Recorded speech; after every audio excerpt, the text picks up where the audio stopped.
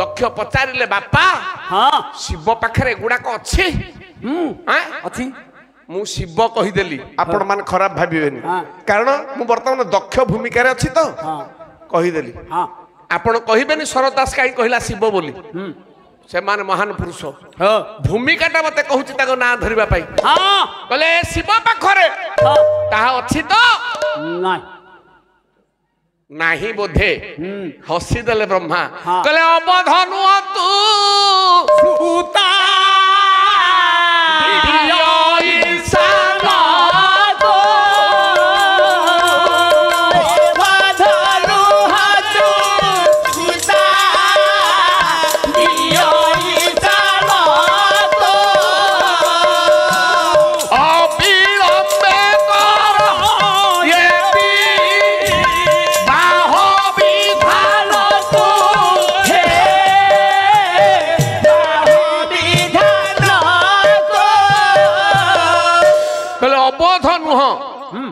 तमे अबोध हो ना ईशान को शिव को दे दियो आउ अविलंबे बाहाघर कर दियो से दिन बापा कथा रे मुए नीलजटा को बाहा दे देली मो झियो को बाबू बापा कथा रे सीधा दे देली आज से दंड भोगुची एड़े बड़ सभारे मते नमस्कार कलानी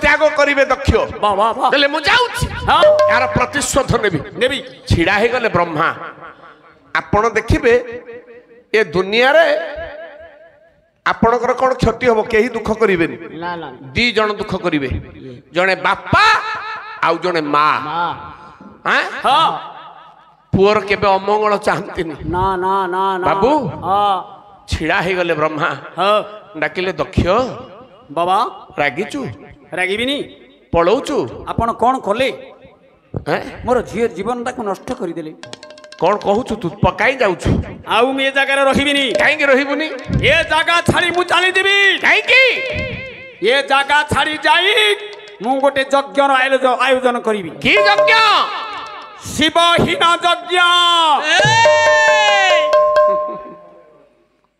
बाबू रे बाबा कोन हसुचो रागी जाइचु आड़ा रागी जाइचु भूल विचार आसीची हां तोर क्षति हबो मोर क्षति हेले तमर कोन अछि मोर क्षति हौ कि लाभ हौ हां मु मनस्थ करिछि माने यज्ञ करी श्रीमद् भगवत गीता हां पढिचु कोन लिखाइ छै कहले क्रोधात भवति सम्मोह सम्मोहात स्मृति विभ्रम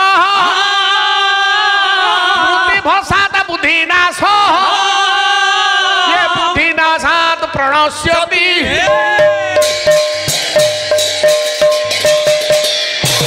कहले क्रोधात भवति सम्मोह मनीष रागिले मोह हुए यारे मते कहिलु अरे चिन्हिचु मु किए ए मु कहिबा होची मोह मोह आसिले स्मृति विभ्रम मने रखिबा शक्तिटा चली जाय रहे ना मने रखिबा शक्ति चली गले मनीष देहरु मनीष ठारू मनीषर बुद्धि चली जाए मनीषर बुद्धि चली गले से जहा करे प्रणश्यति से मरे मरी मरी हे पुओ तेणु रागिले मनीष सीधा मरे मते आउ बापा तमे पुछाओनी मु जीबी यज्ञ करिबा कथा करिबी शिवहीन यज्ञ मु करिबी बापा कथा न मानी दक्ष गले यज्ञ करिबा पई कहले अक्षत बास देण दश दिश को पेसी जारो अरे भला दिश को पेसी जारो ओणाइले से निमंत्री तो से दे रूपे जोगी बर से रूपे जोगी बर अरे भला दे रूपे जोगी बर अक्षत बास चाउल वस्त्र एवं दक्षिणा दे ब्राह्मण मानकु बंधु मानकु बाबूरे ऋषि मानकु एवं निजर ଅତିଥି ମାନଙ୍କୁ ଡାକିଦେଲେ ନିମନ୍ତ୍ରଣ କରିଦେଲେ ତା ଭିତରେ ବ୍ରାହ୍ମଣ ମାନଙ୍କୁ ଚାଉଳ ବସ୍ତ୍ର ନଡ଼ିଆ ଦକ୍ଷିଣା ଦେଇ ନିମନ୍ତ୍ରଣ କଲେ ବ୍ରାହ୍ମଣ ମାନେ ଆଗ ଆସିଲେ ପହଞ୍ଚି ଗଲେ ସେଇ ବ୍ରାହ୍ମଣ ମାନଙ୍କ ଭିତରେ 4 ଜଣ ଶିବ ଭକ୍ତ ଅଛନ୍ତି ଦୁର୍ବାସା ଗୌତମ ଅସିତ ଦେବଳ ଏ 4 ଜଣ ଶିବ ଭକ୍ତ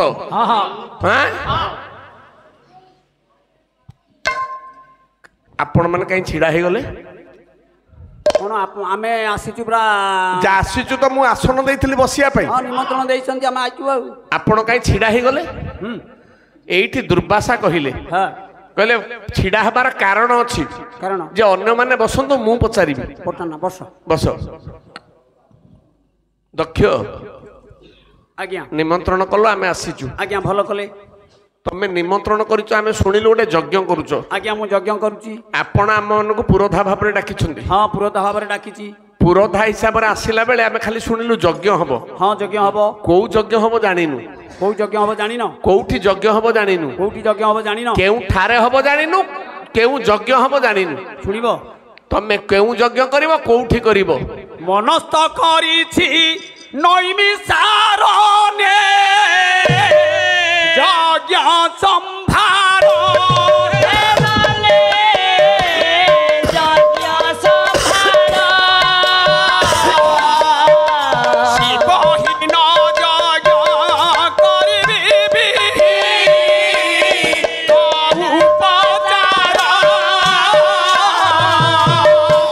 କହିଲେ ମନସ୍ଥ କରିଛି ନୈମିଷାରଣ୍ୟରେ ଯଜ୍ଞ କରିବା ପାଇଁ ଠିକ ଜାଗା ନୈମିଷାରଣ୍ୟ ଯଜ୍ଞ କରିବି ଯୋଉଠି ହିଂସା ନାହିଁ ସେ ଜାଗାଟା ଠିକ ହେଲା କୋଉ ଯଜ୍ଞ କରିବ କୋଉ ଯଜ୍ଞ କରିବି ହଁ ଶିବହୀନ ଯଜ୍ଞ କରିବି କୋଉ ଯଜ୍ଞ ଶିବହୀନ ଯଜ୍ଞ ଶିବହୀନ ଯଜ୍ଞ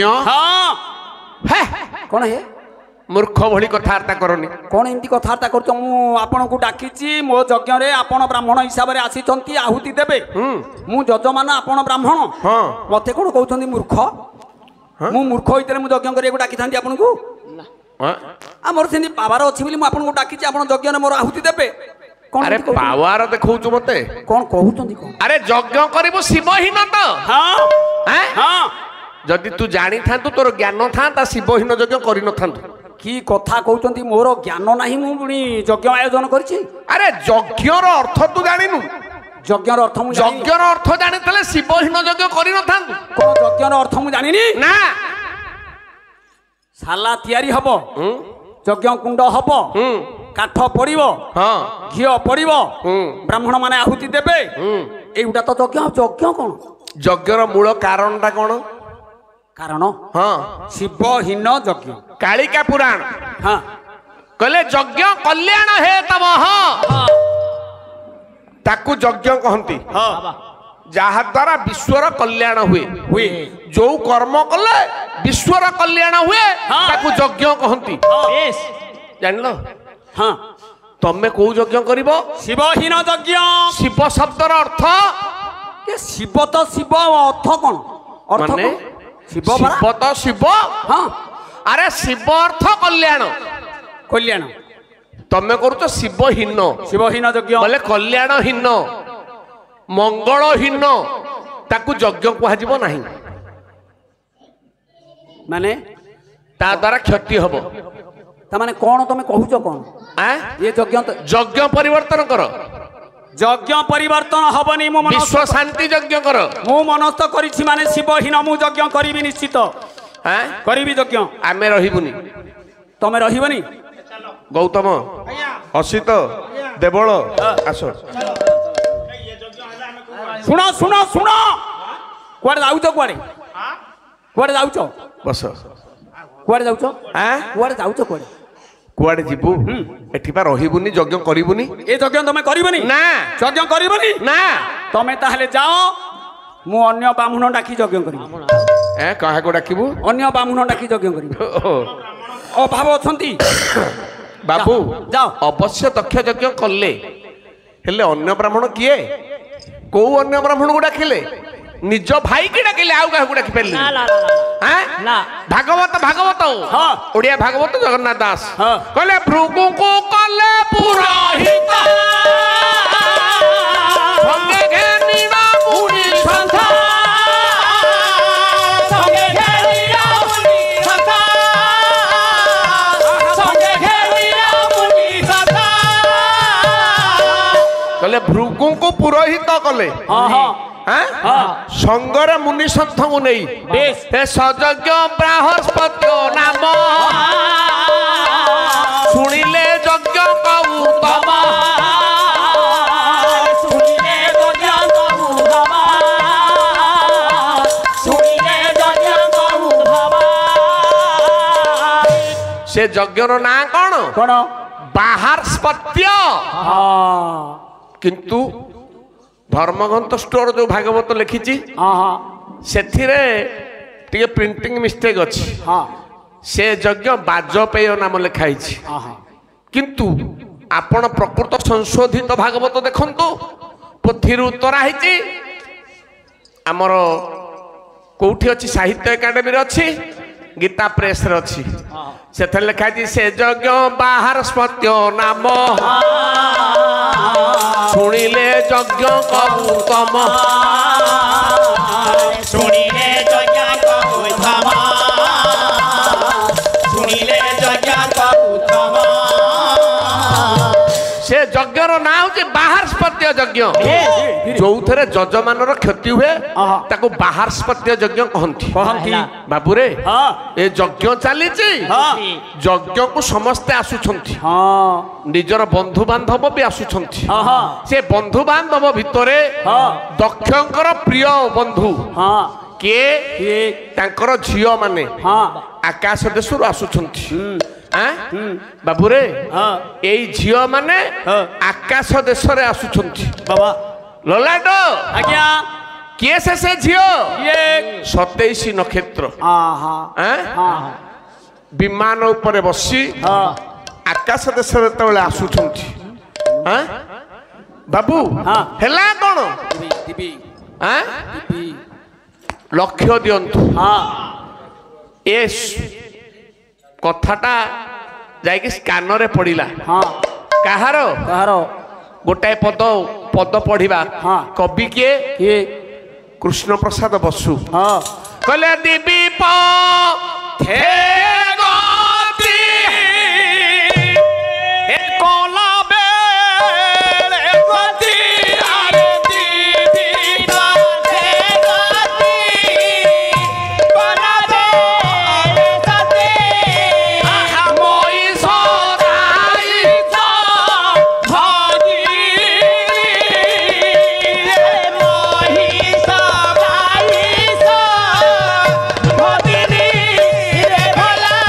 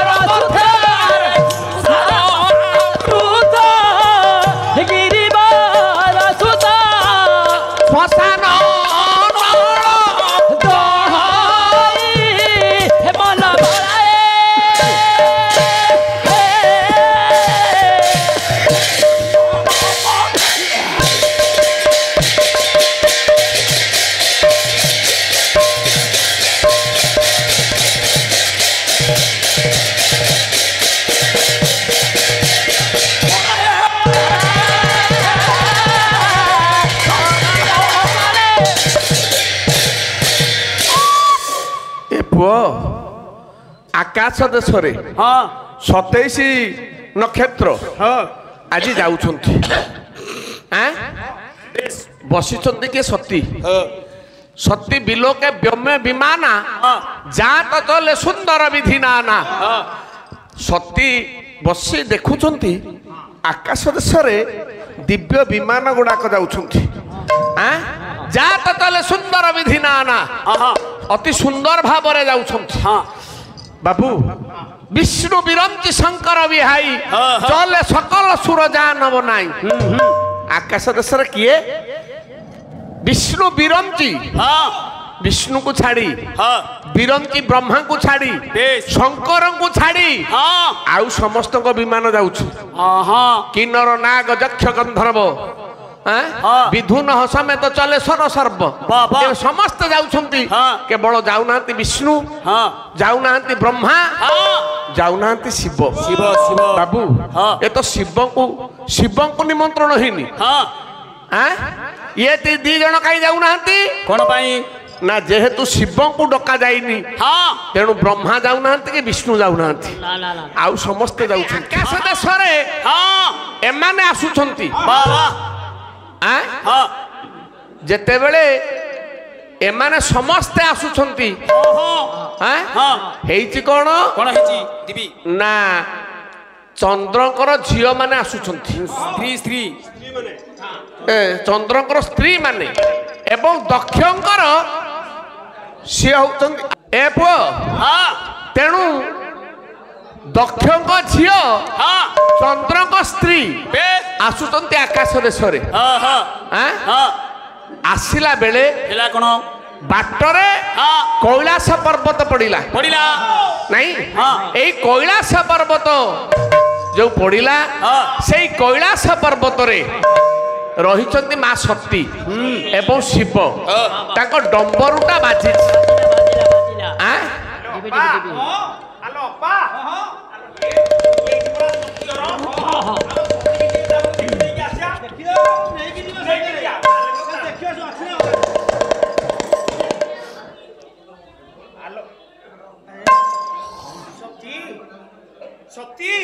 हेलो नानी माने किलो हाँ केते कारण रे मोरी गुहरे तम पाद चिना पड़ी न गलालो हाँ नानी তুমি যা হেচি সত্যি हाँ আলো কোন প্যান্ট শার্ট পিন্ধুনু জিয়া सती की देखी समस्ते आलिंगन कले कहले सती जने जने उठाई गंडे देले कुंभना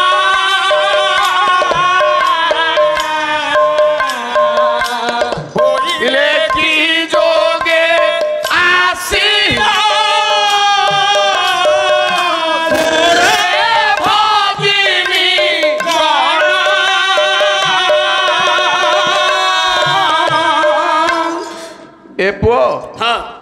सती जने जने उठाई गंडे देले चुंबन चुंबन टाको आंकी नहीं अच्छा कहले कि जोगे आसिल कौन पाई सती पचारिले कहले आज मने पड़े से दिन जननी कोळ कथा कोण कथा रे मानस जननी कोळ कथा ये कोळी कोळा हळ शैशव सुने दियो ई व्यथा रे मानस बने दियो ई व्यथा कहले आज मने पड़ुची से दिन जननी रो कोळ कथाटा कळी कोलाहल शैशव स्मृति दियो ई व्यथा कळी कोलाहल माँ पाखरे थिला बेले बापा पाखे थिला बेले आमे समस्त कळी करूथले नहीं से गुडा आज मने पड़ुची मने पड़ी जाउ सत्य कि से भाग्य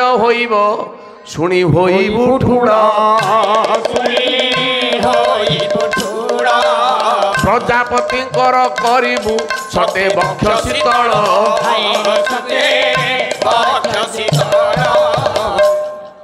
बाबू रे ପ୍ରଜାପତିଙ୍କର କରିବୁ ସତେ ବକ୍ଷ ସତେ ବକ୍ଷ ଶୀତଳ। ହଁ ମନେ ପଡି ଯାଉଛି। ହଁ ଏଇଭଳି ଭାବରେ ହଁ ଆଜି ଏଇ ସତୀ ଯେତେବେଳେ ଏତିକି କହିଦେଲେ ହଁ କହିଲେ କାହିଁକି ହବନି ହଁ। ଯଜ୍ଞ ପରା ଚାଲିଛି ହଁ ଯଜ୍ଞ ଚାଲିଛି ଆମେ ଯାଉଛୁ। କଣ କହିଲ? ହଁ ଯଜ୍ଞ ଚାଲିଛି। କିଏ କରୁଛନ୍ତି ଯଜ୍ଞ? ଆଁ? କିଏ କରୁଛନ୍ତି ଯଜ୍ଞ ବା? କିଏ କରୁଛନ୍ତି? ହଁ ଆମ ବାପା। ନାନୀ ଆଁ? କଣ କହିଲ? ଆମ ବାପା ଯଜ୍ଞ କରୁଛନ୍ତି। ବାପା ବାପା। ତମେ କଣ ସେ ଯଜ୍ଞ ଡାକାକୁ ଯାଉଛ? ହଁ ଯଜ୍ଞ ପାଖକୁ ଯାଉଛ ତମେ? ହଁ କାଇଁ ମୁଁ ତ ଏକଥା ଜାଣିନି। ମାନେ ମୁଁ ତ ଏକଥା ଜାଣିନି। ଆରେ ହଁ ତୋ ପାଖକୁ ତ ଆଗ ନିମନ୍ତ୍ରଣ ଆସିବା କଥା। ନାଇଁ ସେମିତି କିଛି ନାହିଁ। ମୋ ହଁ? ପାଖକୁ ତ ନିମନ୍ତ୍ରଣ ଆସିନି। ହଁ ଆସିନି ମୋ ପାଖକୁ ନିମନ୍ତ୍ରଣ। ତୋ ପାଖକୁ ନିମନ୍ତ୍ରଣ ଆସିନି। ନାଇଁ ମୁଁ ତ ଜମା ଜାଣିନି। ନିମନ୍ତ୍ରଣ ଆସିନି। ନା ଆଚ୍ଛା ଆଚ୍ଛା ଓ ବାଉଳା ହେଇଯାଇଥିବ। ନା ନା ବାଉଳା ଗୋଟେ କାମ କରେ କଣ? ଆମ ସାଙ୍ଗରେ ଆ ହଁ। ବାପାଙ୍କୁ ଆମେ ପଚାରିବା ହଁ କାହିଁକି ତତେ ନିମନ୍ତ୍ରଣ ଦେଇନାହାନ୍ତି। ନାଇଁ ନାଇଁ ନାଇଁ ନାଇଁ ଆଁ? ତମେ ଯାଅ। କହିଲେ ତମେ ନିମନ୍ତ୍ରଣ ପାଇଛ ନା? ହଁ ନା ମୁଁ ତ ପାଇନି ଯିବି କେମିତି? ମୁଁ କେମିତି ଯିବି? କହିଲେ ତୁମେ ଯିବ ଭଗ୍ନି ପାଇବ ସମାଜର ଗୌରବ।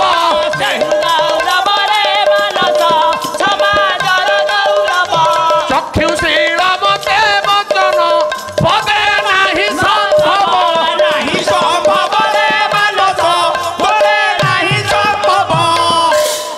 କହିଲେ ଚକ୍ଷୁଶୀଳ ମତେ ବଚନ ପଦେ ନାହିଁ ସମ୍ଭବ। ସମ୍ଭବ ଆଁ? ହଁ। ତମେ ଯିବ ହଁ ସମାଜର ଗୌରବ ପାଇବ। ପାଇବ। ମତେ କିନ୍ତୁ ବଚନ ପଦେ ପ୍ରତ୍ୟେକ କଥା କେହି କହିନାହାନ୍ତି। କହିପାରିବେନି। ନାଇଁ ନା କେହି ମତେ କଥା ଏଇ କହି କଥା କହିବେନି। ଆଁ? ତେଣୁ କାରଣ ମୁଁ ନିମନ୍ତ୍ରଣ ହେଇନି ନା। ନା।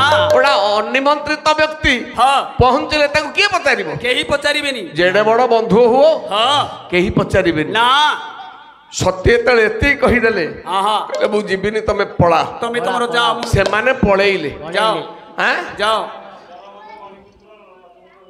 ବାପରେ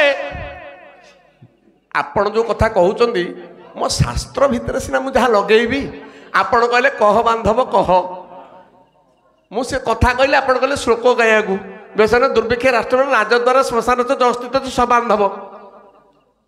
ଏଇଗୁଡ଼ା କହିବି ଆଉ ଆପଣ ତାପରେ ବରମେକ ଗୁଣି ପୁତ୍ର। ଏଠି କ'ଣ ଆବଶ୍ୟକ କହିଲେ? ଏଠି ବରମୂତ୍ର ଗୌଣପୁତ୍ର ଇଏ କ'ଣ ଅଗୁଣି ପୁତ୍ର? ସେଇଥିପାଇଁ ପଚାରିଲେନି? ହଁ ସେଇ କଥା ବା ଆପଣ ଏପର୍ଯ୍ୟନ୍ତ ପାଲା ଶୁଣୁଛନ୍ତି ଜାଣିପାରିଲେନି କାହିଁକି ପଚାରିଲେନି? ଦକ୍ଷ ଯଜ୍ଞ ସେ ଜୋଇଁ ନମସ୍କାର କଲାନି। ସେ କହିଲେ ଯେ ଇଏ ଅକୁଳାଟା ମୋ ଝିଅ ପାଇଁ ଯୋଗ୍ୟ ନୁହଁ। ଅସୁବିଧା ହେଇଯାଇଛି ସେଇଠି। ଆପଣ ଏତେ ବର୍ଷ କ'ଣ ଆଉ ଶୁଣୁଥିଲେ? ଠିକ ଅଛି ଠିକ ଅଛି। ଏ ପୁଅ ହଁ ଲକ୍ଷ୍ୟ ଦିଅନ୍ତୁ। ହଁ କୁହନ୍ତୁ କୁହନ୍ତୁ। ଭଲ କଥା ଗୋଟେ ଶିଖିଛନ୍ତି ଯେ ହଁ ହେଲେ ସେ ମୋ କଥାରୁ ବାହାରକୁ ପଳାଉଛନ୍ତି। ହଁ ହଁ ଜାଣିଛନ୍ତି। ଲକ୍ଷ୍ୟ ଲକ୍ଷ୍ୟ ଦିଅ। ଜାଣିଛନ୍ତି। ଏ ପୁଅ ହଁ ହେଲା କ'ଣ ହଁ ନା ଯେ କ'ଣ ଆପଣ କଥା ଡିଷ୍ଟର୍ବ କରୁଛି ମତେ। ଏ ହେଲା ଏଠି ପହଞ୍ଚି ଯାଇଛନ୍ତି। ସତୀ ଚାଲିଗଲେ। କହିଲେ ତମେ ମାନେ ପଳେଇ ଯାଅ। ପଳେଇ ଯାଅ। ମୁଁ ଯିବିନି। ମୁଁ ଯିବିନି। ନା ଆଁ? ଆପଣ ମାନେ ପଳେଇ ଯାଆନ୍ତୁ। ଆପଣ ମାନେ ପଳେଇ ଯାଆନ୍ତୁ। ମୁଁ ଯିବିନି ଯେହେତୁ ନିମନ୍ତ୍ରଣ ପାଇନି। ଏମାନେ ପଳେଇଲେ। ତାପରେ ସତୀ କ ମନ ଲାଗିଲାନି ନା ଘରେ। କାହିଁକି ନା ଏକ ଦିଗେ ପତି ଦେବତା ଆମ ଦିଗେ ପିଅର।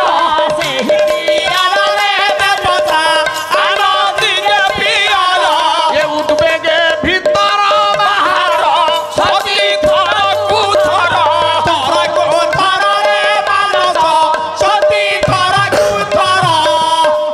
ବାବୁରେ ଉଦ୍ବେଗେ ଭିତର ବାହାର ସତୀ ଥରକୁ ଥର। କହିଲେ ଗୋଟାଏ ପଟେ ବାପା ପିଲାଦିନୁ ବାପାଙ୍କ ପାଖେ ବଢିଛି। ବାପାଙ୍କ ସ୍ନେହ ପାଇଛି। ଆଁ? ବାପାଙ୍କ କଥା ମନେ ପଡୁଛି। ବାପା ଏବେ ବିବାହ ଦେଇଦେଲେଣି। ଆଉ ବାପାଙ୍କ ଅଧିକାର ନାହିଁ। ବର୍ତ୍ତମାନ ସ୍ୱାମୀର ଅଧିକାର। ବାବୁ ମୁଁ ସ୍ୱାମୀଙ୍କ କଥାରେ ଯିବି। ମୋ ସ୍ୱାମୀ କି ନିମନ୍ତ୍ରଣ ହେଇନି। କ'ଣ କରିବି? କଣ କରିବି? ମୁଁ ବାପାଙ୍କ କଥା ଚିନ୍ତା କରିବି ନା ସ୍ୱାମୀ କଥା ଚିନ୍ତା କରିବି କାହା କଥାକୁ ଚିନ୍ତା କରିବି ବାବା ଏଇ କଥା ଭାବି ଦାଣ୍ଡ ବାରି ହଉଛନ୍ତି ସତୀ କାହା କେମିତି ଯିବି ମନଟା ଲାଗୁନି ପଣ୍ଡିତେ ମନେ ରଖନ୍ତୁ ଆପଣ ସୁନାରେ ଛାଇ ଦିଅନ୍ତୁ ନିଜ ସ୍ତ୍ରୀ କି ତା ବାପ ଘରେ ଉତ୍ସବ ହଉଛି ତାକୁ ଆପଣ ଛାଡି ନାହାନ୍ତି ଘର କାମରେ ତା ମନ ଲାଗିବନି ଲାଗୁନି ମନ ଖାଲି ଏପଟ ସେପଟ ହଉଛନ୍ତି ମନେ ପଡିଗଲା ଲକ୍ଷ୍ୟ ପଡିଗଲା ଶିବଙ୍କର ଡାକିଲେ ସତୀ ସ୍ୱାମୀ ସତୀ ସ୍ୱାମୀ ବା କଣ ଦାଣ୍ଡ ବାରି ହଉଛ ନାଇଁ ସ୍ୱାମୀ ମୁଁ ଏମିତି ଗୋଟେ ମନ ମାନେ ଗୋଟେ ବୁଲୁଛି ତ ଏମିତିଆ କିଛି ନାହିଁ କିଛି ନାହିଁ ମୁଁ ସେମିତି ଗୋଟେ ବୁଲୁଛି ତ ନାଇଁ ନାଇଁ ତମେ ମୁଁ ଦେଖୁଛି ଯାଉ ତ ଦାଣ୍ଡକୁ ବାହାରିକି ସବୁ ହଉଛ ଏଣେ ତେଣେ ହଉଛ କଣ ଆରେ ମୋ ଶୋଇବା ସମୟ ହେଇନି ଚିପିଲଣି କଣ ସ୍ୱାମୀ ମୁଁ ମୋଡ଼ି ଦଉଛି ଯଦି ମନ ସନ୍ତୋଷ ହଉନି ଆପଣ ଶୋଉନାହାନ୍ତି ମୁଁ କୁଦି ଦେବି ଆପଣ ମାନେ ଦେଖିବେ ଯୋଉ ଦିନ ପତ୍ନୀ ମାନଙ୍କର ବିଶେଷ କାର୍ଯ୍ୟ ହାସଲ କରିବାକୁ ଥବ ସେଦିନ ସ୍ୱାମୀ କି ଟିକେ ଅଧିକା ସେବା କରିବେ କହିଲେ ସତୀ ଖୋଲିକିରି କହ ମୁଁ ଶୁଣିବି ଶୁଣିବ କଣ ହେଇଛି ନାଇଁ କଥା କଣ କହିଲେ ପ୍ରଜାପତି ଶ୍ୱଶୁରସ୍ୟ ସାମ୍ପ୍ରତମ୍ ନିର୍ଯାପିତ ଯଜ୍ଞ ମହୋତ୍ସବ ଗିଳ ଭୟଂ চ তত্রাভিঃ স্বরাম বামতে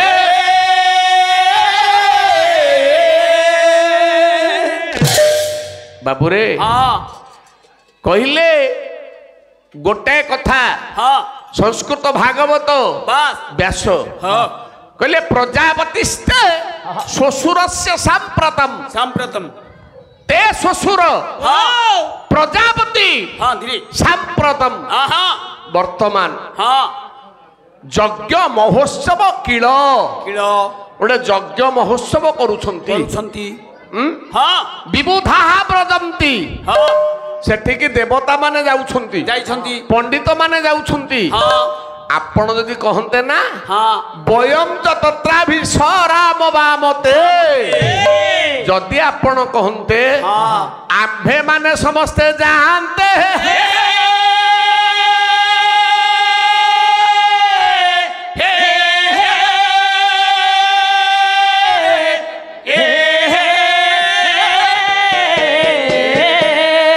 ଏଇଠି କହିଲେ ଆମ୍ଭେ ମାନେ ଯିବା ଶିବ ହସିଲେ କହିଲେ ସତୀ ସ୍ୱାମୀ ଆମ୍ଭ ମାନଙ୍କ କଥା କହୁଛ ଆମେ ସମସ୍ତେ ମିଶିକି ଟିକେ ଯିବା ବାପା ନାଇଁ ଯିବାନି ନା ସ୍ୱାମୀ ତମେ ଜାଣିନ ତମ ବାପା କୋଉ ଯଜ୍ଞ କରୁଛନ୍ତି ତମ ବାପା ଗୋଟେ ଯଜ୍ଞ କରୁଛନ୍ତି ଯାହାର ନାଁ ହଉଛି ଶିବହୀନ ଯଜ୍ଞ କଣ କହିଲ ସ୍ୱାମୀ ମୋ ବାପା ଯୋଉ ଯଜ୍ଞ କରୁଛନ୍ତି ସେ ଯଜ୍ଞର ନାଁ ହେଲା ଶିବହୀନ ଯଜ୍ଞ ମାନେ ମୋତେ ମାରିବା ପାଇଁ ତମ ବାପା ଯଜ୍ଞ କରୁଛନ୍ତି ତମକୁ ମାରିବା ପାଇଁ ମୋ ମାରଣ ଯଜ୍ଞ ତମକୁ ମାରଣ ଯଜ୍ଞ ତମ ପାଇଁ ତମେ ମରିବା ପାଇଁ ଯଜ୍ଞ କରୁଛନ୍ତି ନନସେନ୍ସ ବାପା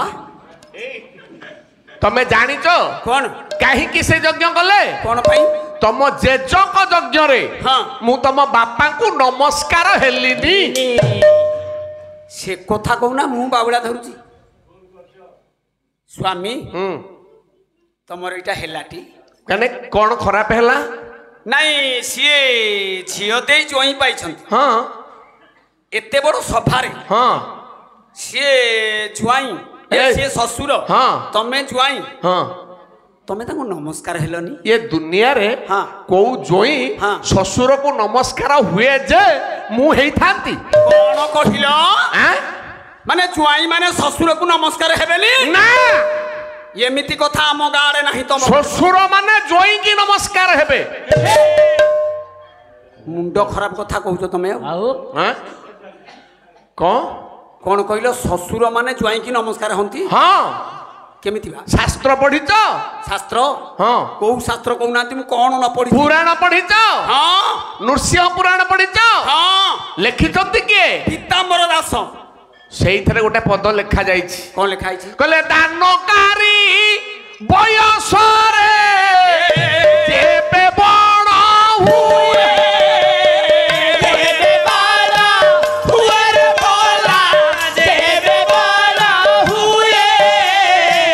ଗ୍ରହିତା ପ୍ରଣାମ ହେବା ବିଧାନଟି ନୁହେଁ।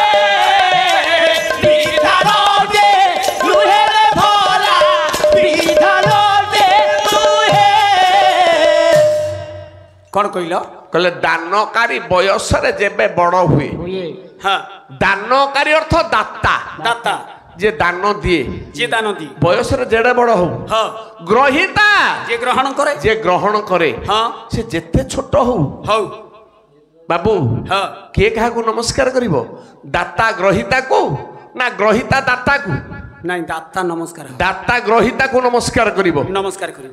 ଆଁ? ହଁ ଠିକ ସେଇ ଭଳିଆ ହଁ। ତଳପଦରେ ପୀତାମ୍ବର ଦାସ ଲେଖିଲେ। କଣ କହିଲେ? କହିଲେ ଶ୍ୱଶୁର ଅଟନ୍ତି କନ୍ୟା ଦାନକାରୀ ଯେଣୁ ଶ୍ୱଶୁର ତତେ କନ୍ୟା ଦାନକାରୀ ଯେଣୁ ଗ୍ରହିତା ପ୍ରଣାମ ହେବା ବିଧି ନାହିଁ ତେଣୁ ହେ ବିଲେରା ହେତେ କହିଲେ ଶ୍ୱଶୁର ଅଟନ୍ତି କନ୍ୟାଦାତା। ଶ୍ୱଶୁର କନ୍ୟାଦାତା। ହଁ ବାବୁ ଗ୍ରହିତା ଜୁଆଇଁ ଜ୍ୱାଇଁ ହଁ କନ୍ୟା ଗ୍ରହଣ କରେ। ହଁ ସିଏ ଦାନ ଦିଏ, ଇଏ ଗ୍ରହଣ କରେ। ଜୁଆଇଁ ଗ୍ରହଣ କର। ସେଇଥିପାଇଁ ହଁ। ଯେହେତୁ ଶ୍ୱଶୁର କନ୍ୟା ଦାତା, ଜ୍ୱାଇଁ ଗ୍ରହିତା, ହଁ ଜ୍ୱାଇଁ ନମସ୍କାର ହବନି। ଦାନ ଦେଲା ପରେ ହଁ। ଶ୍ୱଶୁର ନମସ୍କାର କରିବେ ଜ୍ୱାଇଁକି। ଶ୍ୱଶୁର ନମସ୍କାର ହେବେ। ଏ ପୁଅ ହଁ। ଖାଲି ସେତିକି ନୁହଁ। ଆଉ କଣ? ଆଁ? ଆଉ କଣ? ପ୍ରତିବର୍ଷ ହଁ ଥରେ ଲେଖା ହଁ ଥରେ ଲେଖାଏ ଜ୍ୱାଇଁ ଆସିବ ଶ୍ୱଶୁର ଘରକୁ। ଗୋଟିଏ ଥର ଗୋଟିଏ ଥର ଜମା ଗୋଟିଏ ଥର ଶ୍ୱଶୁର ଘରକୁ ଜ୍ୱାଇଁ ଗୋଟାଏ ଥର ଆସିବ। ବର୍ଷକେ ଥରେ।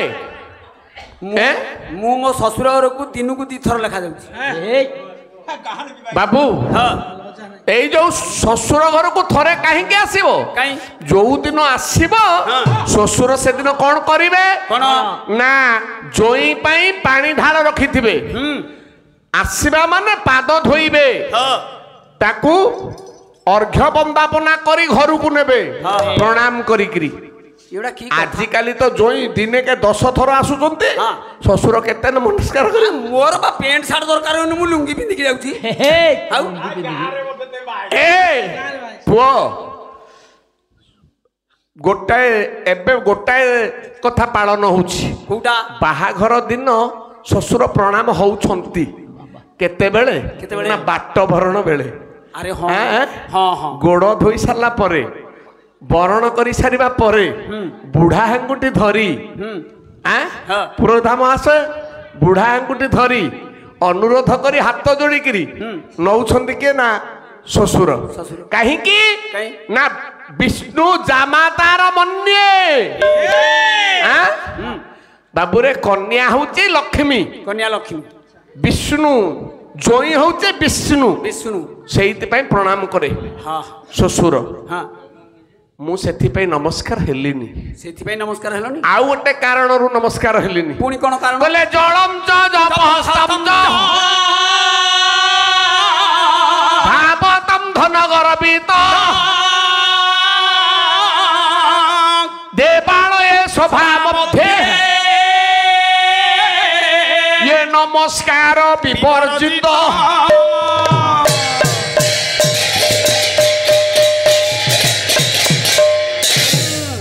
बाबूरे हाँ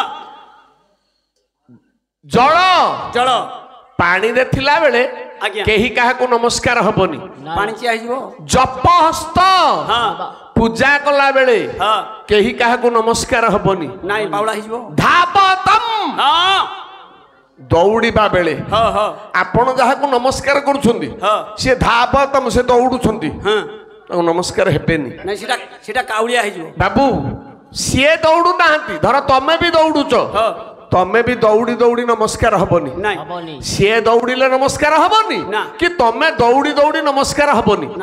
କାଉଳିଆ ହେଇଯିବ। ଧନଗର୍ବି ଧନଗର୍ବି ଲୋକଙ୍କୁ ନମସ୍କାର ହବନି। ହବନି। ଦେବାଳୟ ସଭା ମଧ୍ୟରେ ଦେଉଳ ଭିତରେ ଦେଉଳ ଭିତରେ ଆପଣ ମାନେ କାହାକୁ ନମସ୍କାର ହେବେନି। ନା ଦେଉଳରେ ଜଣେ ନମସ୍କାର ପାଇବା ପାଇଁ ଯୋଗ୍ୟ। କିଏ? ସେ କିଏ? ଆଁ? ଦେବତା। ଦେବତା। ଦେବତାଙ୍କୁ ଛାଡ଼ିଦେଲେ ଦେଉଳରେ ଆଉ କାହାକୁ ନମସ୍କାର ହବନି।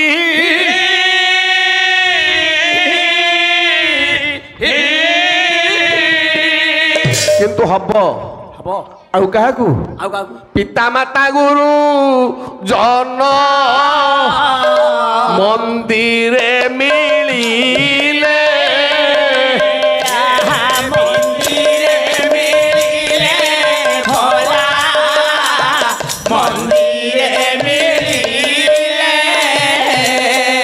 ସାଷ୍ଟାଙ୍ଗ ପ୍ରଣିପାତକୁ କର ତାଙ୍କୁ ଭଲେ ହୋ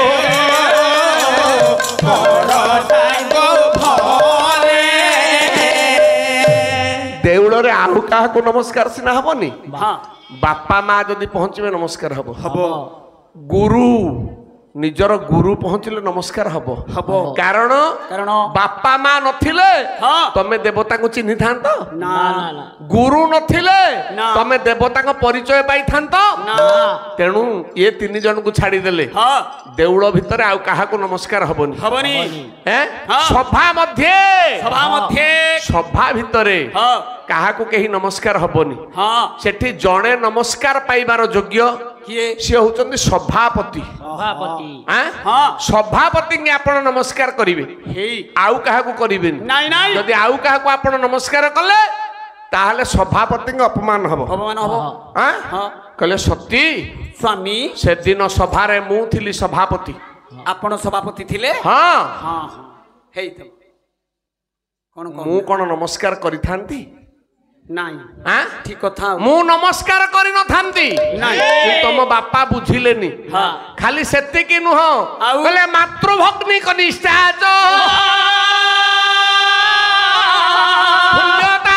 ମାତୁଳ ଶ୍ୱଶୁରସ୍ତୁ ବୟହୀନ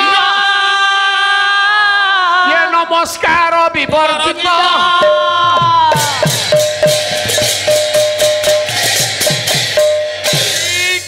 କହିଲେ ମାତୃଭଗ୍ନି କନିଷ୍ଠା ମାର ଭଉଣୀ ଭଉଣୀ ମାଉସୀ ମାଉସୀ ପୁତୁରା ଝିଆରୀ ମାଉସୀ କି ନମସ୍କାର ହବା କଥା କଥା। କିନ୍ତୁ ଯଦି ହଁ ବାବୁ ମାଉସୀ ବୟସରେ ସାନ ହଁ ନମସ୍କାର ହବନି। ନା ଖାଲି କହିବ ମାଉସୀ ହଁ ମୁଁ ଆସିଲି। ଆସିଲି। ମାତୃଭଗ୍ନି କନିଷ୍ଠା ହଁ ଖୁଲ୍ୟତା ତସ୍ତୁ ମାତୃଳ ତୁଳ ଖୁଲ୍ୟତା ତ ଫୁଲିଅ କିଏ? ଦାଦା ଦାଦା ଓ ଦାଦା କକେଇ କକା ଆପଣ ତାକୁ ନମସ୍କାର ହେବା କଥା। କଥା ପୁତୁରା ଝିଆରୀ ହଁ ଦାଦାଙ୍କୁ ବା କକେଇକି ନମସ୍କାର ହବା କଥା। କଥା ବାପାଙ୍କ ସାନ ଭାଇ ଯେ। ହଁ କିନ୍ତୁ ଯଦି ବୟସରେ ଦାଦା ବା କାକା ସାନ ହଁ ନମସ୍କାର ହେବେନି। ସେଠି ନମସ୍କାର ହବନି। କହିବ ମୁଁ ଆସିଲି। ହଁ ଆଁ? ହଁ। ମାତୁଳ ମାତୁଳ ମାତୁଳ ଅର୍ଥ ମାମୁଁ। ମାମୁଁ ମାମୁଁକୁ ନମସ୍କାର ହବା କଥା। ହଁ କିନ୍ତୁ ଭଣଜା ଭାଣେଜୀ ହଁ କିନ୍ତୁ ମାମୁଁ ଯଦି ବୟସରେ ସାନ ସେଠି ନମସ୍କାର ତାହେଲେ ସେଠି ନମସ୍କାର ହବନି। ହବନି। କହିବ ମାମୁଁ ମୁଁ ଆସିଲି। ମୁଁ ବର୍ତ୍ତମାନ ଏ ପୁଅ ହଁ ଶ୍ୱଶୁରସ୍ତୁ ବୟହୀନ ହଁ ଏ ଶ୍ଲୋକଟା ପରେ ଲେଖା ହେଇଛି। ହଁ ଯେତେବେଳେ ଆମେ ଶ୍ୱଶୁରକୁ ତ ନମସ୍କାର ହବା କଥା ନୁହଁ, ହଁ କିନ୍ତୁ ଆଜିକାଲି ଦୁନିଆରେ ହଁ ଝିଅ ଦେଇକିରି ଯେତେବେଳେ ସିଏ ପୁଅଟିଏ ପାଇଲେ ହଁ ଶ୍ୱଶୁରକୁ ଆମେ ନମସ୍କାର ହବାକୁ ପଡୁଛି। ଆମେ ନମସ୍କାର ହଉଛେ ହଁ କାହିଁକି ବାପା ଭିତରେ ଗୋଟେ ଶ୍ୱଶୁର ବାପା ଅଛନ୍ତି ଅଛନ୍ତି। ଆମେ ନମସ୍କାର ହଉଛେ। ହଁ ହେଲେ ମଧ୍ୟ ଯଦି ଶ୍ୱଶୁର ବୟସରେ ସାନ ହେବେ କାଠୁ ଜୋଇଁଠୁ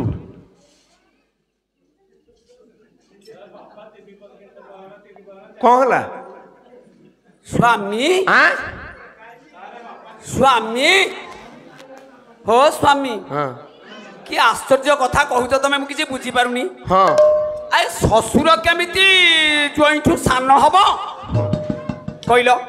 ନାଇଁ ବାପା 16 ପ୍ରକାର ଅଛି, ବାପା 7 ପ୍ରକାର ଅଛି, ବାପା ହଉଛି 5 ପ୍ରକାର ଅଛି। ଜାଗାରେ କଣ ସେଇଟା? ଆପଣ ଶୁଣିବେ ଖାଲି, ମୁଁ ଆପଣଙ୍କ କଥା କହିବି, ଆଉ କାହାକୁ କହିବିନି। ଜନିତା ଚୋପନେତା ଚ ଜସ୍ତୁ ବିଦ୍ୟା ପ୍ରୟଚ୍ଛତି ଆଁ ଜସ୍ତୁ ବିଦ୍ୟା ପ୍ରୟଚ୍ଛ ଅନ୍ନଦାତା ଭୟଦାତା ପଞ୍ଚୈତେ ପିତର ସ୍ମୃତଃ। ଆଉ ଗୋଟେ ଶୁଣିବ କହିଲେ ଶ୍ୱଶୁରସ୍ତୁ ଜ୍ୟେଷ୍ଠ ଭ୍ରାତା ତଥୈବ ସର୍ମକର୍ଣ୍ଣିକା ଏତଦେବ ସମସ୍ତୁତେ ଅଷ୍ଟ ଭ୍ରାତ ପିତା ପ୍ରକୃତିତା। ଆଉ 16 ଶୁଣିବ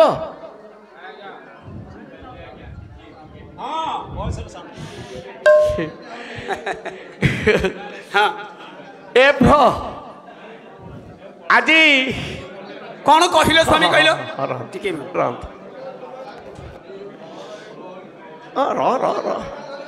ପଚାରିଲା ଆଉ ଗହଳି କାହିଁ କରୁଥିବ?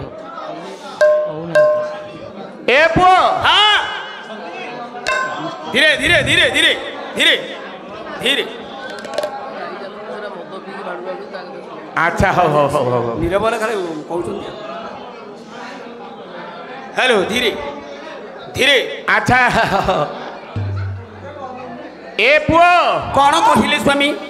କଣ ବର୍ତ୍ତମାନ ବୟସରେ ହଁ ଯଦି ଶ୍ୱଶୁର ସାନ ହେଲା ତାହେଲେ ନମସ୍କାର ହବନି। ଶ୍ୱଶୁର କେମିତି ବୟସରେ ସାନ ହେଲା?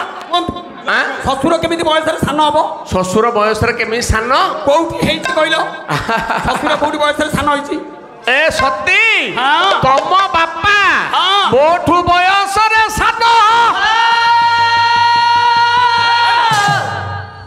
କଣ କହିଲେ ସ୍ୱାମୀ? ତମ ବାପା ମୋଠୁ ବୟସରେ ସାନ। ମାନେ ମୋ ବାପା ହଁ ବୟସରେ ତମଠୁ ସାନ? ମୋଠୁ ସାନ। ହେ ଭଗବାନ, ଆଁ ଦେଖି କେମିତି ସାନ ମୁଁ କାହିଁ ଜାଣିପାରୁନି ତ। ଏ ବାପା ଜାଣିଛ କଣ? ବ୍ରହ୍ମା ବିଷ୍ଣୁ ମହେଶ୍ୱର। ବ୍ରହ୍ମା ବିଷ୍ଣୁ ମହେଶ୍ୱର। ହଁ ଇଏ 3 ଜଣ କଣ ସମାନ? ଏ 3 ଜଣ ସମାନ ନାଇଁ କହୁନାହାନ୍ତି? 3 ଜଣ ଯାକ ସମାନ। କହିଲେ ତମ ଭାବରୁ ହେଲେ ଶିବ, ସତ୍ୱରୁ ବିଷ୍ଣୁଙ୍କ ଉଦ୍ଭବ।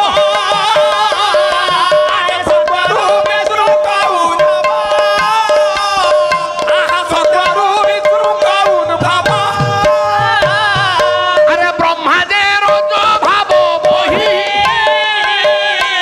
ত্রিগুণে ত্রিদেবতা এহি।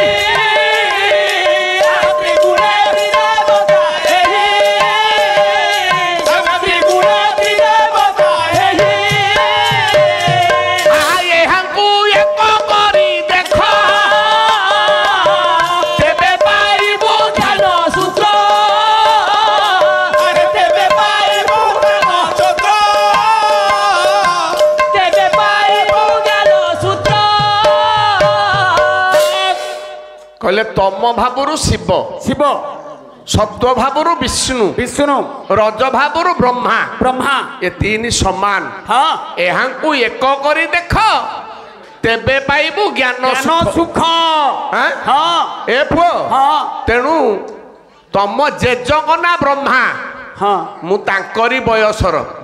ସ୍ୱାମୀ ଯଦି ମୁଁ ତମ ଜେଜଙ୍କ ବୟସର, ହଁ। ତମ ବାପା ମୋଠୁ ସାନ ନା ବଡ? ହେ ସ୍ୱାମୀ ଆଁ? ତମେ କୋଉ କାଳର ଝିଅ? ସ୍ୱାମୀ ତମେ ମୋ ଜେଜ ସାଥିର। ହଁ ତମକୁ ଆମେ କାହିଁ ସ୍ୱାମୀ ଡାକିବି? ତମକୁ ଆଜିଠୁ ମୁଁ ଅଜା ଡାକିବି। ବସ। କୋଉ କାଳର ତମେ? ଏ ସତୀ ହଁ ତେଣୁ ତମେ ସେଠିକି ଯାଅ ନା। ସ୍ୱାମୀ ହଁ ମୁଁ ଯିବି। କହିଲେ ମୁଁ ଯିବି, ମୁଁ ଯିବି। ମୁଁ ଯିବି। ଯେତେବେଳେ ମୁଁ ଯିବି ବୋଲି କହିଲେ, ହଁ ବିଚାରିଲେ ଶିବ କହିଲେ ସତୀ ହଁ ତମେ ଯାଅ ନା, ଭଲ ହବନି। ସେଠିକି ଗଲେ ଭଲ ହବନି ତମର। ତମ ବାପା ରାଗି, ଆଉ ତମେ ବି ରାଗି, ପ୍ରଳୟ ହେଇଯିବ। ସତୀ କହିଲେ ମୁଁ ଯିବି। କାହିଁକି ନା ଆପଣଙ୍କର ସମ୍ମାନ ମାଗିବା ପାଇଁ ଯିବି। ମୁଁ ବାପାଙ୍କ ଘରେ ଭୋଜି ଖାଇବା ପାଇଁ ଯିବିନି ନା ନା ନା ନା ଏଇ କଥା କହି ଓହୋ। ଆଜି ବାହାରୁଛନ୍ତି କିଏ ନା ସତୀ ଯେତେବେଳେ ସତୀ ଗଲେ ଶିବ କଲେ କଣ କଲେ ବିଚାରିଲେ ଶିବ ସତୀ ସେ ଜୀବ ନ ମାନିବ ମୋର ବାରଣକୁ।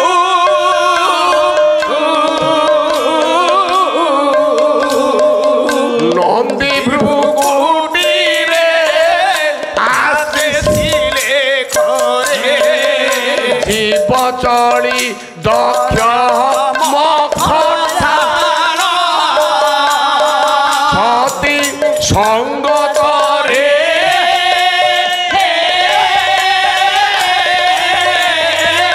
ଥିବର ହିଅନ ବରତରେ ବିଚାରିଲେ ଶିବ ସତୀ ନିଶ୍ଚୟ ଯିବ ନ ମାନିବ ମୋର ବାରଣକୁ ମୋ ବାରଣ ଇଏ ମାନିବନି ମାନିବନି ଆଁ? ନା ଇଏ ଯିବ କଥା ଯିବ ଯିବ କିନ୍ତୁ ହଁ ଗୋଟାଏ କଥା କଣ ହେ ନନ୍ଦୀ ହଁ ଭୃକୁଟି ଏ ଏ ଶିବ ଅନୁଚର ମାନେ ତମେ ମୋ ସତୀ ସହିତ ଯାଅ ଏଇ ଭୃକୁଟି କାଳେ କଣ ହବ ହଁ ସେଠି ତମେ ତା ପାଖରେ ଥିବ ଥିବ ବସ ବସ ଏମାନେ ଗଲେ ଆହା ଯାଇ ପହଞ୍ଚିଲେ ହଁ କୋଉଠି କୋଉଠି ନା ଦକ୍ଷ ଯଜ୍ଞ ନିକଟରେ ଯେତେବେଳେ ଦକ୍ଷଙ୍କ ନିକଟରେ ପହଞ୍ଚିଲେ ଆହା। ଯଜ୍ଞ ଚାଲିଛି ହଁ ଆଁ? ଯଜ୍ଞ ଚାଲିଛି ବେଶ। କହିଲେ ଅଗ୍ରେ ବରୁଣ ପୂଜା ସାରିଲ ଆରମ୍ଭ କଲେ କର୍ମ। ଆରମ୍ଭ କଲେ କର୍ମ ଆରେ ଭଲ ଆରମ୍ଭ କଲେ ଭଲ ଅଗ୍ନି ସ୍ଥାପନା କର୍ମେ ସେ ନାନା ବିଧାନେ କଲେ ଶ୍ରମ ଆରେ ବିଧାନେ କଲେ ସମ ଆରେ ଭଲ ବିଧାନେ କଲେ ସମ ଏ ପୁଅ ଅଗ୍ନି ସ୍ଥାପନା ହଉଛି ବାସ୍ ଆଁ? ହଁ ବରୁଣ ପୂଜା ଇତ୍ୟାଦି ସରିଯାଇଛି ବେଶ। ବରଣ ସରିଯାଇଛି ପୂଜା ଚାଲିଛି ଆହା ସତୀ କଣ ଚର୍ଚ୍ଚା ହେବାକୁ ଯାଇଛନ୍ତି ଏ ନା ମୁଁ ନା କହୁନି ନା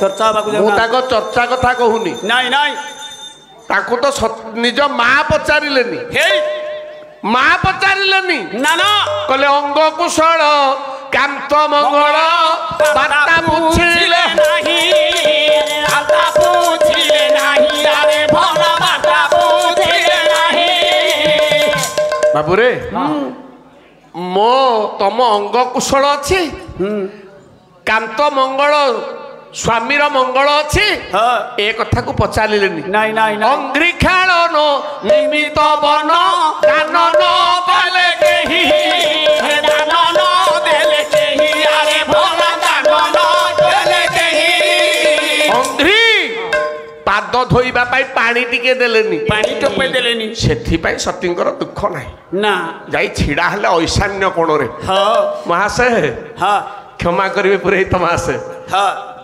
ଐଶାନ୍ୟ କୋଣକୁ ଗଲେ ହଁ ଦେଖିଲେ ସତୀ ହଁ ରୁଦ୍ରମଣ୍ଡଳ ଐଶାନ୍ୟ କୋଣରେ ପଡିବା କଥା ହଁ ପଡିନି ନା କହିଲେ ଅରୁଦ୍ର ଭାଗମ ତମ ବିକ୍ଷତା ଧର ପିତାତ ଦେବ କୃତ ହେଳନ ବିଭଉ ଅନାତୁତା ଯଜ୍ଞ ସଦସ୍ୟ ଅଧୀଶ୍ୱରୀ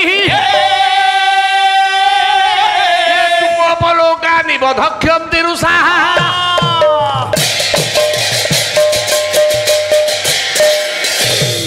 ଅରୁଦ୍ର ଭାଗମ ବାহ ଐଶାନ୍ୟ କୋଣରେ ରୁଦ୍ର ଭାଗ ନାହିଁ ନାହିଁ ସତୀଙ୍କ ଲକ୍ଷ୍ୟ ପଡିଗଲା ପଡ଼ିଗଲା ତମ ବିକ୍ଷତା ଧ୍ୱରମ୍ ବାବା ଯେତେବେଳେ ଦେଖିଦେଲେ ତାଙ୍କ ବିକ୍ଷ ଅବିକ୍ଷ ତାଙ୍କ ଅବିକ୍ଷ ଦେଖିଲେନି ଆହା ଶିବଙ୍କ ଭାଗ ଦେଖିଲେନି ନା କଣ ହେଲା କଣ? ଅଧ୍ୱର ହେଇ। ଅଧରଟାକୁ ଚିପି ଦେଲେ ଏ ହେ। ଦାନ୍ତରେ କାମୁଡି ଦେଲେ ହଁ ଆଖି ଲାଲ ହେଇଗଲା ବାହ ଆଁ? ହଁ କିଛି ନ କହି ବାପାଙ୍କ ପାଖକୁ ଆସିଲେ ବାପାଙ୍କୁ ମୁଣ୍ଡିଆ ମାରିଲେ କିଏ ତୁ ବାବା ତମେ ମତେ ଚିହ୍ନି ପାରୁନ ଆରେ ମୁଁ କଣ ସମସ୍ତଙ୍କୁ ଚିହ୍ନୁଛି ମୁଁ ପୁରା ତମ ସାନ ଝିଅ ସତୀ ଓହୋ ହଁ ମୋ ଝିଅ ସତୀ ହଁ ଆଉ ତ ନାହିଁ କଣ ମୋ ଝିଅ ମରିଗଲାଣି ବାପା ଆଁ? ମୁଁ ପୁରା ସେଇ ଝିଅ ତମର ସତୀ ମୁଁ ତ ଜାଣିଛି ମୋ ସତୀ ନାହିଁ, ମୁଁ ତ ଜାଣିଛି ମୋ ସତୀ ନାହିଁ। ସିନ୍ଧୁ ଜଳକୁ ଛାଡ଼ିଛି ମୋହେ ସିନ୍ଧୁ ଜଳକୁ ଛାଡ଼ିଛି ମୋହେ। ଆରେ ଅକୁଳ ଅଘରା ମଦ୍ୟପ ସଙ୍ଗତେ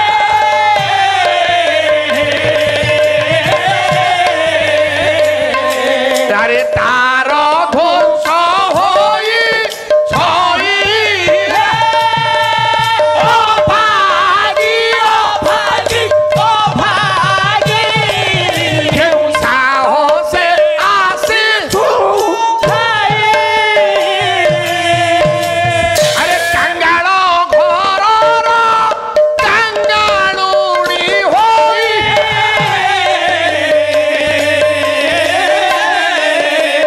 ବାଛି ଦିଅ ତ ଆସନ ଜହି ଅଭାଗୀ ଅଭାଗୀ ଅଭାଗୀ କେଉଁ ସାହସେ ଆସିଲୁ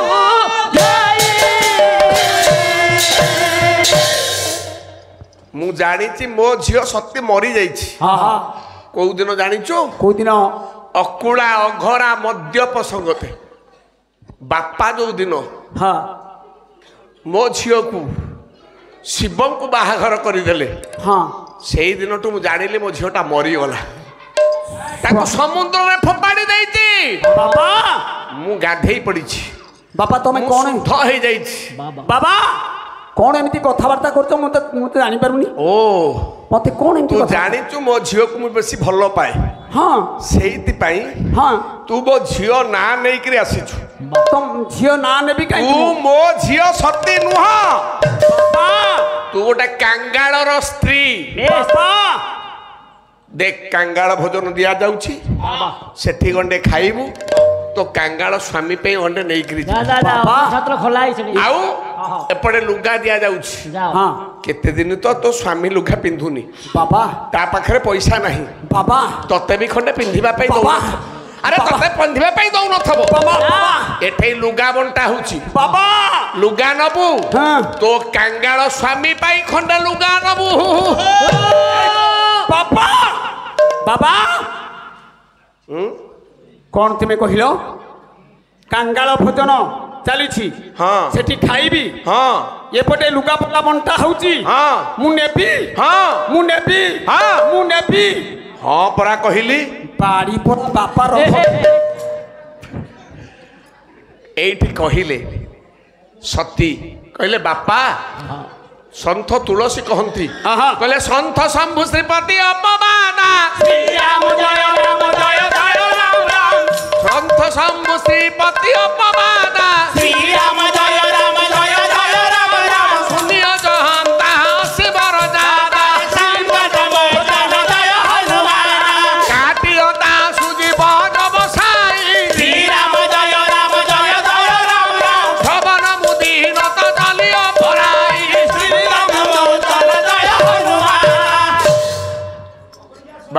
ବାବୁ ହଁ ସନ୍ଥ ଶମ୍ଭୁ ଶ୍ରୀପତି ଅପବାଦ ସନ୍ଥ ଅର୍ଥ ଯେ ସାଧୁ ସାଧୁ ଶମ୍ଭୁ ଶିବ ଶ୍ରୀପତି ବିଷ୍ଣୁ ବିଷ୍ଣୁ ଏ ତିନିଙ୍କର କେବେ ନିନ୍ଦା କରିବନି ନା ଆକୁ ଯିଏ କଲା ହଁ ତାକୁ କାନରେ ଶୁଣିବନି ନା ବାବୁରେ ହଁ। କରିବ କଣ କଣ ଯିଏ ନିନ୍ଦା କଲା ଏଇ କାଟିଅ ତା ସୁଜିଭ ବସାଇ ବାଃ ବାଃ ବାଃ ଯିଏ ଜିଭରେ ସାଧୁଙ୍କର ଶିବଙ୍କର ହଁ। ବିଷ୍ଣୁଙ୍କର ନିନ୍ଦା କଲା ବାସ୍। ତା ଜିଭଟାକୁ ଭିଡି ଆଣିକିରି କାଟିଦବ କାଟିଦବ ଯଦି ନ ପାରିବ କଣ କରିବ ତମଠୁ ବଳୁଆ ହେଇଥିବ ହଁ। କଣ କରିବ କଣ ନା ଶ୍ରବଣ ମୁଦିନ ତ ଚଲିଅ ପରାଇ କାନରେ କାନରେ ଆଙ୍ଗୁଠି ଦେଇ ହଁ। ସେ କଥାକୁ ନ ଶୁଣି ହଁ। ସେ ସ୍ଥାନ ତ୍ୟାଗ କରିବ ବାପା ହଁ ମୁଁ ନାଇଁ କାନ ମୁଜି ପାରୁଛି ନା କହିବେ ଚମର ଦେ ନା ନାରାୟଣ ବାବୁ ଲଲାଟ ଆଜ୍ଞା ଆଜ୍ଞା ପାଳିଆଙ୍କର ଆଜ୍ଞା 5 ଜଣଙ୍କର ହଁ ହଉ ଆଜ୍ଞା କାଳେ ତୁ ଏକୁଟିଆ ନେଇଯିବୁ କହିଦେଲି ନାଇଁ ଆଜ୍ଞା ହରିବୋଲଟା ଦେଇ ଦିଅନ୍ତୁ ଏ ପୁଅ ହଁ ହଁ ମଉସାଙ୍କର ନାଁଟା ଶଙ୍କର ସାରେ ବା ଆଜ୍ଞା? ଶଙ୍କର ସାରେ ଏଇ ଶଙ୍କର ସାରଙ୍କର ସର୍ବସ୍ୱିନୀ କାଳେ ମଙ୍ଗଳ ଧ୍ୟାନ କରନ୍ତୁ ବୋଲ ଆନନ୍ଦ ଏକବାର ହରି ବୋଲ ହରି ବୋଲ ହରି ବୋଲ ହରି ବୋଲ ଏ ଦୋଷ ତ ନିଶ୍ଚୟ ରହିବ ଆ ଏ ପୁଅ ହଁ ହଁ ଆଜି କହିଲେ କାନ ମୁଜିକିରି ପଳେଇ ଯାଉଛି ନାଇଁ ବାପା ତମ ଜିଭ କାଟି ପାରୁଛି ନା ନା କାନ ମୁଜିକିରି ପଳେଇ ଯାଉଛି କାହିଁକି ଯାଇପାରୁନି କାହିଁକି ରହିପାରୁନି କାହିଁକି? ସଂସ୍କୃତ ଭାଗବତରେ ବ୍ୟାସ କହିଲେ କଣ କହିଲେ? ତଦାତ ମତ ବର୍ଣ୍ଣମିଦଂ କଳେବର ସେ ସିତି କଣ୍ଠ ଗର୍ରିଣ ଦଗ୍ଧସ୍ୟ ମହାନ୍ଦି ବିଶେଷ ମନ୍ଧୋଷ ସିତସ୍ୟ ଧରଣଂ ପ୍ରଚକ୍ଷତେ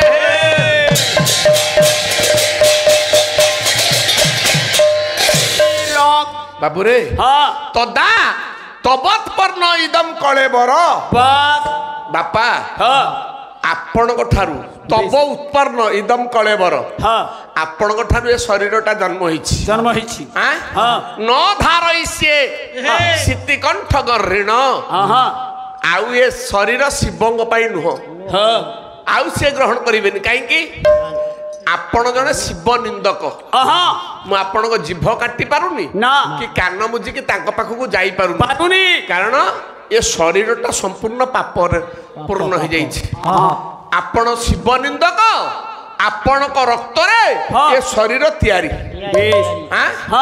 ବାବୁ ଚଣ୍ଡାଳର ଅନ୍ନ ଖାଇଲେ ମଣିଷ ପାପୀ ହୁଏ ଚଣ୍ଡାଳ ଅନ୍ନ ଗୁଣ ପଳେଇଲେ ମଣିଷ ପବିତ୍ର ହୁଏ କିନ୍ତୁ ଏ ଶରୀରଟା କଣ ମୋର ପଳେଇବ ନା ତେଣୁ ମୁଁ ଆଉ ଶିବଙ୍କ ପାଖକୁ ଯାଇପାରିବିନି କଲେ କଣ ବାବୁରେ ଏଇ ଅଗ୍ନିକୁଣ୍ଡରେ ଡେଇଁ ପଡ଼ିଲେ ସତୀ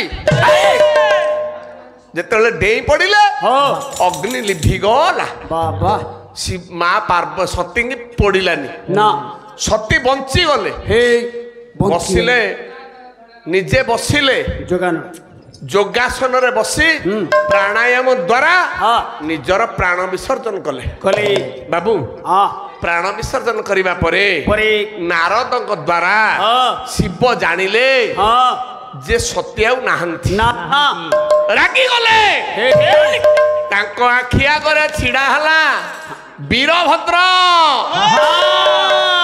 ବାବୁରେ ଯେତେବେଳେ ବୀରଭଦ୍ର ଛିଡ଼ା ହେଲା କହିଲେ ବୀରଭଦ୍ର ଆଜ୍ଞା ଅଦ୍ୟ ଦକ୍ଷ ପ୍ରଜାପତି କି ମାର ଅବିଳମ୍ବେ ତା ଜାଗ ନାଶ କର କହିଲେ ଆଜି ଯାଇ ଦକ୍ଷ ପ୍ରଜାପତି କି ମାରେ ତା ଜାଗ ନାଶ କରେ ବାବୁରେ ଯେମିତି ଏତିକି ଶୁଣିଲା ପଳେଇଲା ନା ବୀରଭଦ୍ର ଯାଇ ପହଞ୍ଚିଲା ଦକ୍ଷଙ୍କର ଯଜ୍ଞ ନଷ୍ଟ କଲା ଦକ୍ଷଙ୍କ ଶିରଟାକୁ କାଟିଦେଲା କାଟିଦେଲା ଭୃଗୁ ଯେତେବେଳେ ଆସିଲେ ଭୃଗୁଙ୍କ ଦାଢିଟାକୁ ଓପାଡ଼ି ଦେଲା ପୁଷ୍ୟଣ ଋଷି ଗୋଟାଏ ମୁଠି ଦେଲା ତାଙ୍କର 32ଟା ଦାନ୍ତ ଝଡି ପଡିଲା ଏ ପୁଅ ଠିକ ସେତିକି ବେଳେ ମୋର ଭାଇ ମାନେ ପହଞ୍ଚି ଗଲେଣି ଆଉ ଅଧିକା ନଉନି ଏ କଥା ଦେଖି ଶିବ ତାପରେ ପହଞ୍ଚିଲେ ଶିବଙ୍କୁ ଦେଖି ମା ପ୍ରସୂତି ତାଙ୍କୁ ଧ୍ୟାନ କଲେ ପୂଜା କଲେ ଅର୍ଘ୍ୟ ବନ୍ଦାପନା କଲେ ଶିବ ଖୁସି ହେଇଗଲେ ଦେଖନ୍ତୁ ସେ ଯେତିକି ଜୋରେ ରାଗିକି ଯାଇଥିଲେ ଶାଶୁ ଯେତେବେଳେ ତାଙ୍କୁ ଅର୍ଚ୍ଚନା କଲେ ନା ସେ ସାଙ୍ଗେ ସାଙ୍ଗେ ଖୁସି ହେଇଗଲେ ଦେଖନ୍ତୁ ଏ ହଉଛି ଜ୍ଞାନୀର ପରିଚୟ ତାଙ୍କ ନାଁ ଆଶୁତୋଷ ଆଶୁ ଅର୍ଥ ଶୀଘ୍ର ସେ ଶୀଘ୍ର ସନ୍ତୋଷ ହୁଅନ୍ତି ତାଙ୍କ ନାଁ ଆଶୁତୋଷ ଏଇଠି ମା କହିଲେ ପ୍ରସୂତି कहले मो झील को टिके बंचई दे पुओ हाँ ना ना मु ताको आर जन्म पाइबी हाँ से पर्वतराज कन्या हबो हबो ना तार हबो पार्वती पार्वती ता पई चिंता करो ना ना आपण को स्वामी की बंचई दूची हाँ दक्ष को बंचैले जे हेले पुराण कहिला हाँ गोटा छेली मुंड लगेई देले हाँ आज्ञा छेली मुंड लागिची नाई आउ छेली मुंड लागिची हाँ साड़ा गछ आ रखु नथबे बाउंस पत्र आ रखु नथबे कौन मु बा टीवी रे देखिची छेली मुंड लागिची दक्ष ए पुओ हाँ जो मुंड लागिया कथा मनीष मुंड लागिला लागिला किंतु हाँ? पुराण कहिला ताकू छेली मुंडिया बोली हो से बोले काईकी छेली मुंडिया कहिला पुराण काहेकि ना छेली रो बुद्धि नाही ना याकर भी बुद्धि नाही दक्षकर छेली रे बुद्धि नहीं बाबू हाँ छेली रो बुद्धि अछि ना गोटाए छेली जदि गाड़ी तले मरिबला हाँ। आउ गोटा भाबिबो कि सेईटा तो मरिगलानी मुंडिया रहि जिबी किलो किलो को 800 टंका हेलानी बुद्धि न थाउ ए पुओ हाँ दक्षकर सेमती बुद्धि नाही केमिति केमिति? ना निज जोई ओडा सभापति हाँ आपण चिंता करନ୍ତୁ ଆପଣଙ୍କ ପୁଅ ବିଚାରପତି ହେଇଥିବ हाँ ଆପଣ ମୁଦେଇ ମୁଦଲାରେ ଯାଇଥିବେ हाँ ଆପଣ ପୁଅକୁ ମୁଣ୍ଡିଆ ମାରିବେ ନମସ୍କାର ହେବେ ନା ପୁଅ ଆପଣଙ୍କୁ ନମସ୍କାର ହବ ହଁ ବିଚାରପତି ଆସନରେ ବସିଛନ୍ତି ମାନେ ପୁଅ ଆପଣ ବାପ ହେଲେ ବି ନମସ୍କାର ହେବେ हेबे ଯଦି ନହେଲେ ପୁଅ କିଛି ଭାବିବାର ଅଛି ନା ପୁଅ କିଛି ଭାବିବନି बाप तो कौन भाई ଆଁ हाँ କିନ୍ତୁ କିନ୍ତୁ? ଯଦି ବାପ କହିବ ମୋ ପୁଅ କାହିଁ ମତେ ନମସ୍କାର ହେଲାନି हाँ କୁହାଯିବ ସେ ବାପଟା ମୂର୍ଖ मूर्ख ଠିକ ସେଇ ଭଳିଆ हाँ ସଭାପତି ଆସନରେ ଥିଲେ ଶିବ हाँ ପୁଅ ସିଏ ନମସ୍କାର ହେଇଥାନ୍ତେ नहीं ହାଁ नहीं ଦକ୍ଷଙ୍କର ନମସ୍କାର ହବା କଥା हाँ କିନ୍ତୁ ସିଏ କିଛି ଭାବି ନାହାନ୍ତି ହେଇନା। ଶିବ ଭାବି ନାହାନ୍ତି ଏ କଥା ना କିନ୍ତୁ ଦକ୍ଷ ଏ କଥା ଭାବିଥିବାରୁ ହଁ। ତାଙ୍କଠି ବୁଦ୍ଧି ନାହିଁ ବୋଲି ପ୍ରମାଣ ହେଲା हाँ ତେଣୁ ପୁରାଣ କହିଲା ସେଇଟା ତ ଛେଳି ମୁଣ୍ଡିଆ ଘେନ से उठेना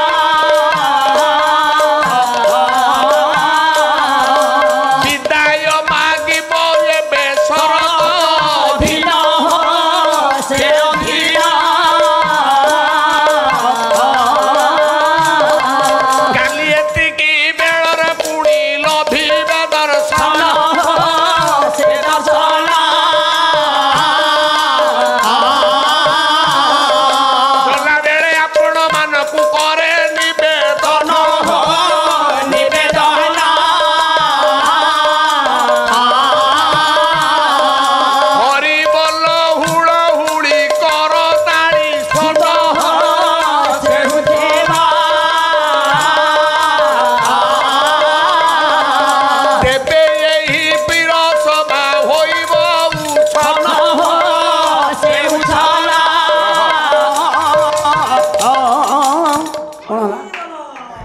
କାହିଁ ହରି ବୋଲ ହୁଳ ହୁଳି କିଛି ନାହିଁ ଟିକେ ଖଣ୍ଡିଆ ଖଣ୍ଡିଆ ହଉଛି ଆଁ ଅଳ୍ପ ଅଳ୍ପ ହଉଛି ହଉ ଖଣ୍ଡିଆ ଖଣ୍ଡିଆ ହରି ବୋଲ ହୁଳ ହୁଳି ଏବେ କର ତାଳି ଥିବ से होथेबा ଯେଉଁ ପରି ବୀର ସଭା ଉଛୁଳି ପଡ଼ିବ से पड़िबा ଦିନ ଜନ ଶରଣ ରକ୍ଷଣ ମହାବାହୁ ଆନନ୍ଦ ସାଗରେ ବୀର ଦରବାରେ ହରି ବୋଲ ହୁଳ ହୁଳି ଦିଅ ବିଶ୍ୱ ଦୁଃଖ ଯାଉ।